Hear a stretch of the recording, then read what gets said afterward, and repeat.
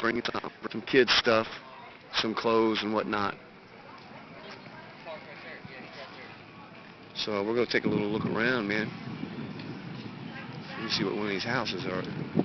All torn up and stuff up here. It's just phenomenal.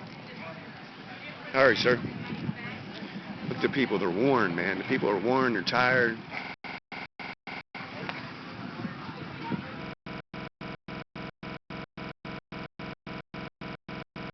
We was coming down the highway. We've seen 7. I counted them. 7 FEMA trucks. 7 feet will come up over this. Okay. See what it's loaded with. And that was the front of the church we went into, and you saw the devastation. And hello, sir. How you doing? Hey, can I talk to you for a second? Sure. Well, my name's Dave Conrad. I'm from WFRE in Frederick, Maryland, and we're a country radio station up here close to the nation's capital. All right. And so all of the folks up there in Frederick and the WFRE listeners, we, over the last 4 days, collected a tractor trailer, a big old 24-foot box truck, and a 16-foot box truck, and we asked all of our listeners to donate. So we ran a 2-day, practically nonstop donation run. So we got a bunch of stuff, and we're down here from Frederick, Maryland. And we wanted, come down and help everybody. Not just, what's your name? My name's Ray Taylor. Ray Taylor. Well, so you from his parts here, sir? Oh, yeah, I live here. My house right across the street over yonder, and I was raised in this community. I live up the road. My daughter lived over there because the flood got all of her house, Right. So, man, we're all devastated. We can't believe what we see here. Now, you ever seen anything like this in your lifetime, Dan? In 1948, the river got over the highway, and it was a grocery store down here, and it got 14 or 16 inches deep in it. And all old timers at that time, in 1948, we talked to, said they'd never seen it that high before. And since 48 and 62, it got up over the road again. Not as high as it did then, and then again in 78 it got up again, and then this time it's about 10 foot higher than it was in 1948. Wow, that's just unbelievable.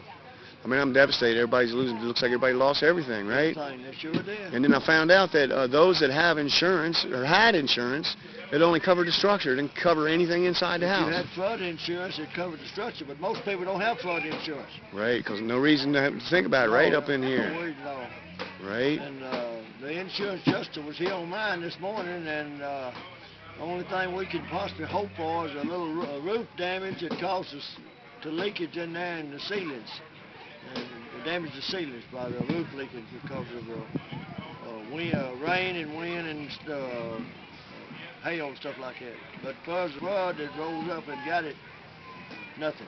It's unbelievable. It's really just devastating for sure. I mean, we can't believe it. You're on the internet right now. We're doing that, so you're kind of live up there in Frederick, Maryland, up at WFRE.com, and we're getting it all together because everybody wanted to help out. We just felt we needed to help out. Appreciate it. We got when they come to us the other day here, I go to church here.